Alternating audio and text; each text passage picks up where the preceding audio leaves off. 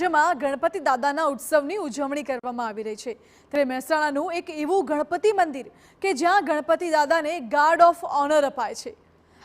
ગાયકવાડી સમયે શરૂ થયેલી 100 વર્ષથી વધુ જૂની પરંપરા આજે પણ ગણેશ ચતુર્થીએ મહેસાણામાં જોવા મળી રહી છે।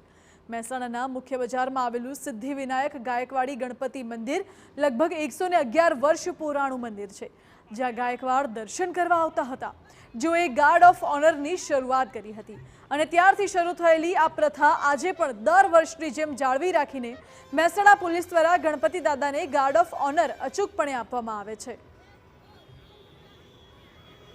સયાજીરાવ પોતે હતા એ વખતે ગાર્ડ ઓફ ઓનર આપવાની પરંપરા છે। અત્યારે હાલના સમયની અંદર પણ ગાર્ડ ઓફ ઓનર આપીને ભગવાનને સન્માન કરીને પછી ભગવાન નગર યાત્રાએ જાય છે। ગણપતિ મહોત્સવ ઉજવાઈ રહ્યો છે।